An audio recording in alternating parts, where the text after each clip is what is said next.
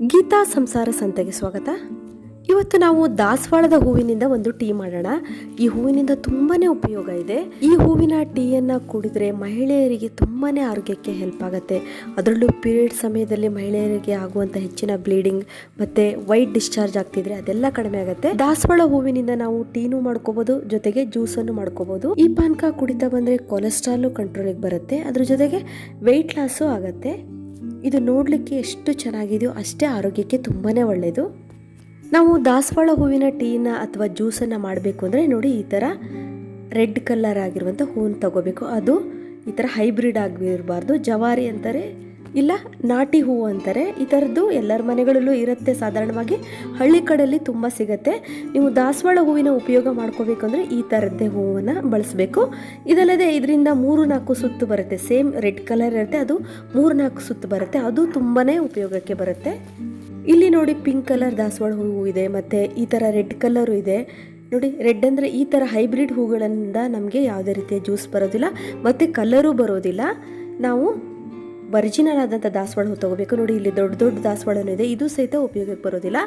ಹಾಗಾದರೆ ನಾವು ಒರಿಜಿನಲ್ ಆದಂಥ ನಾಟಿ ದಾಸವಾಳ ಹೂಗಳನ್ನೇ ನಾವು ತಗೋಬೇಕು. ನೋಡಿ, ಈ ಥರ ದಾಸವಾಳ ಹೂಗಳನ್ನು ನೀವು ತೊಗೊಂಡ್ರೆ ಈ ಟೀಯನ್ನು ನಾವು ಅಥವಾ ಜ್ಯೂಸನ್ನು ಮಾಡ್ಕೊಂಡು ಕುಡಿಬೋದು. ಒಬ್ಬರಿಗೆ ಟೀ ಅಥವಾ ಜ್ಯೂಸ್ ಮಾಡಬೇಕು ಅಂದರೆ 5-6 ಹೂವು ಬೇಕಾಗತ್ತೆ. ನೋಡಿ, ಇಲ್ಲಿ ನಾನು ಹೂಗಳನ್ನು ಚೆನ್ನಾಗಿ ತೊಳ್ಕೊಂಬಂದಿದ್ದೀನಿ. ಈ ರೀತಿ ತೊಟ್ಟನ್ನು ತೆಗೆದಬೇಕು. ನೀಟಾಗಿ ನಾವು ಸೋಸ್ಕೋಬೇಕಾಗತ್ತೆ. ಹುಳ ಅದು ಇದು ಇದೆಯೋ ನೋಡಬೇಕಾಗತ್ತೆ. ಇವಾಗ ನಾವು ಈ ದಾಸವಾಳ ಹೂಗಳನ್ನು ಏನು ಮಾಡಬೇಕು ಅಂದರೆ 1 ಲೋಟ ನೀರನ್ನು ನಾವು ಚೆನ್ನಾಗಿ ಕುದಿಸ್ಬೇಕು. ಇಲ್ಲಿ ನಾನು ಒಬ್ರಿಗಾಗಷ್ಟು ಹೇಳ್ತಾ ಇದ್ದೀನಿ. 1 ಲೋಟ ನೀರನ್ನು ಕುದಿಸಿ, ತುಂಬ ಬತ್ತಿಸೋದೇನು ಬೇಡ, ಕುದಿ ಬಂದರೆ ಸಾಕು. ಈ ನೀರನ್ನು ನಾವು 1 ಲೋಟಕ್ಕೆ ಹಾಕೊಳ್ಳೋಣ.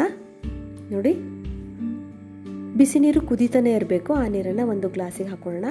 ಈ ನೀರಿಗೆ ನಾವು ತೊಳೆದುಕೊಂಡು ಕ್ಲೀನಾಗೆ ಸೋಸಿರುವಂಥ, ಅಂದರೆ ಕ್ಲೀನಾಗಿ ಚೆಕ್ ಮಾಡಿದೆ ಹುಳ ಇದೆಯೋ ಏನಿದೆಯೋ ನೋಡಿದ್ದಂಥ ಹೂಗಳನ್ನು ನಾವಿಲ್ಲಿ ಈ ನೀರಿಗೆ ಹಾಕೊಳ್ಳೋಣ. ನೋಡಿ, ಈ ಥರ ಬಿಸಿ ನೀರು ಇರಬೇಕು. ಆ ನೀರಿಗೆ ನಾವು ಒಂದೊಂದೇ ಹೂಗಳನ್ನು ಆ ನೀರೊಳಗೆ ಹಾಕಬೇಕು. ದಾಸವಾಳ ಹೂಗಳನ್ನು ಸ್ತ್ರೀ ಸ್ನೇಹಿ ಅಂತಲೇ ಹೇಳ್ತಾರೆ. ಸ್ತ್ರೀಯರಿಗೆ ತುಂಬಾ ಉಪಯೋಗವಾದಂಥ ಹೂವಾಗಿದೆ. ನೋಡಿ, ಎಲ್ಲ ಹೂಗಳನ್ನು ನಾನು ಈ ಥರ ಬಿಸಿ ನೀರಿನಲ್ಲಿ ಈ ಥರ ಮುಳುಗಿಸ್ತಾ ಇದ್ದೀನಿ. ನಾವು ನೀರಿಗೆ ಬಿಸಿನೀರಿಗೆ ಹಾಕ್ತಾ ಇರೋ ಹಾಗೇ ಎಷ್ಟು ಚೆನ್ನಾಗಿ ಕಲರ್ ಬರ್ತಾ ಇದೆ. ನೋಡಿ, ತುಂಬಾ ಚೆನ್ನಾಗಿರುತ್ತೆ ಕಲರ್. ನೋಡಿ, ಎಷ್ಟು ಚೆನ್ನಾಗಿ ಅನಿಸುತ್ತೆ. ಬೇಸಿಗೆ ಕಾಲದಲ್ಲಿ ಇದರ ಜ್ಯೂಸ್ ಕುಡಿದ್ರೆ ಆರೋಗ್ಯಕ್ಕೆ ತುಂಬಾ ಒಳ್ಳೆಯದು, ದೇಹವನ್ನು ತಂಪಾಗಿಡುತ್ತೆ. ಮನೆಯಲ್ಲಿ 1 ದಾಸವಾಳ ಗಿಡವನ್ನು ನೀವು ಪಾಟಲ್ಲೇ ಹಾಕ್ಕೊಳ್ಳಿ. ಅದರಿಂದ ನಮಗೆ ಎಷ್ಟು ಉಪಯೋಗ ಇದೆ ಅಂತ ಅಂದರೆ ಅಷ್ಟೊಂದು ಉಪಯೋಗ ದಾಸವಾಳ ಹೂವಿನ ಜ್ಯೂಸಿಂದ ಉಪಯೋಗ ಇದೆ. ಮತ್ತು ದೇವ್ರ ಪೂಜೆಗೂ ಒಳ್ಳೆಯದು, ಆರೋಗ್ಯಕ್ಕಂತೂ ತುಂಬಾ ಒಳ್ಳೆಯದು.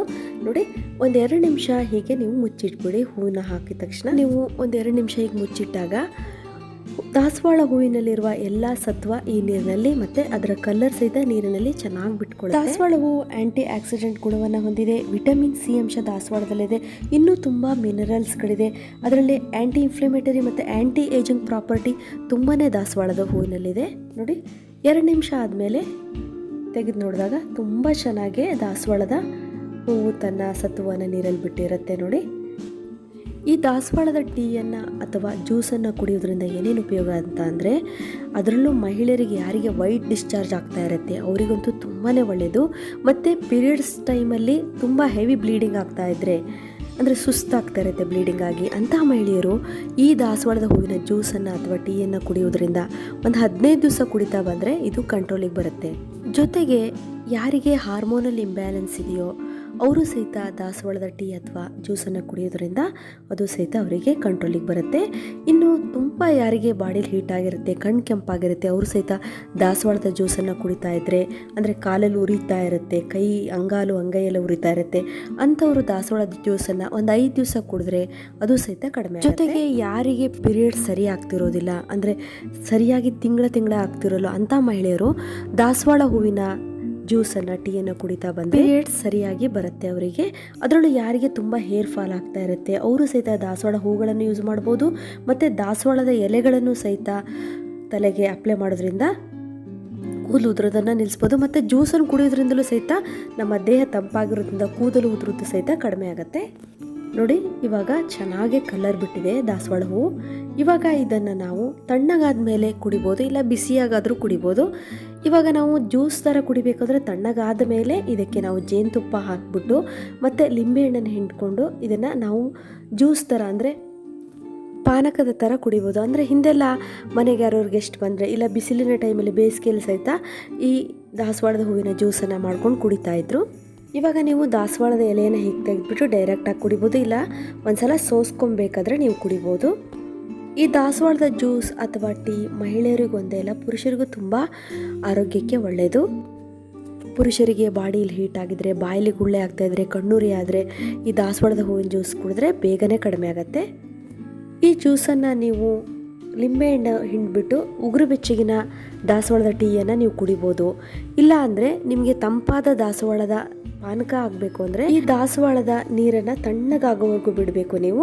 ಆಮೇಲೆ ಇದಕ್ಕೆ ಜೇನುತುಪ್ಪ ಮತ್ತು ಲಿಂಬೆಹಣ್ಣನ್ನು ಹಾಕಿಬಿಟ್ಟು ಜ್ಯೂಸ್ ಥರ ಪಾನಕ ಥರ ಕುಡಿಬೋದು. ಇನ್ನು ಮಹಿಳೆಯರಿಗೆ ಸಂಬಂಧಪಟ್ಟ ಋತುಚಕ್ರದ ಸಮಸ್ಯೆಗಳು ಮತ್ತು ಪೀರಿಯಡ್ಸ್ ಆಮೇಲೆ ಬ್ಲೀಡಿಂಗ್ ಆಗೋದು ಮತ್ತು ಹಾರ್ಮೋನ್ ಇಂಬ್ಯಾಲೆನ್ಸ್ ಇಂತಹ ಎಲ್ಲ ಸಮಸ್ಯೆಗಳಿಗೆ ಮಹಿಳೆಯರು ಬೆಳಗ್ಗೆ ಖಾಲಿ ಹೊಟ್ಟೆಯಲ್ಲಿ ಈ ದಾಸವಾಳದ ಪಾನಕವನ್ನು ಮಾಡ್ಕೊಂಡು ಕುಡಿದ್ರೆ, ಅಂದರೆ ಖಾಲಿ ಹೊಟ್ಟೆಯಲ್ಲಿ ಈ ದಾಸವಾಳದ ಪಾನಕವನ್ನು ಮಾಡಿ ಕುಡಿಬೇಕು. ಈ ರೀತಿ ಒಂದು 15 ದಿವಸ ಕುಡಿತಾ ಬಂದರೆ ಬೇಗ ಕಂಟ್ರೋಲಿಗೆ ಬರುತ್ತೆ. ಇದನ್ನು ಕಾಯಿಲೆ ಬಂದವರೇ ಕುಡಿಬೇಕು ಅಂತ ಇಲ್ಲ, ಇದನ್ನು ಎಲ್ಲರೂ ಕುಡಿದು ಪ್ರತಿದಿನ ದಾಸವಾಳದ ಪಾನಕವನ್ನು ಉಪಯೋಗಿಸ್ಬೋದು. ತುಂಬಾ ಆರೋಗ್ಯಕ್ಕೆ ಒಳ್ಳೆಯದು, ತಂಪಾಗಿ ವರ್ಕ್ ಆಗುತ್ತೆ. ಅದೇ ಒಂದು ಸ್ವಲ್ಪ ಉಗುರು ಬೆಚ್ಚಗೆ ನೀರಲ್ಲಿ ಕುಡಿದ್ರೆ ದೇಹಕ್ಕೆ ಎನರ್ಜಿನ ಕೊಡುತ್ತೆ. ಜೊತೆಗೆ ಪಾನಕಕ್ಕೆ ನೀವು ಕಲ್ಲು ಸಕ್ಕರೆನ ಹಾಕಿ ಕೂಡ ಕುಡಿಬಹುದು.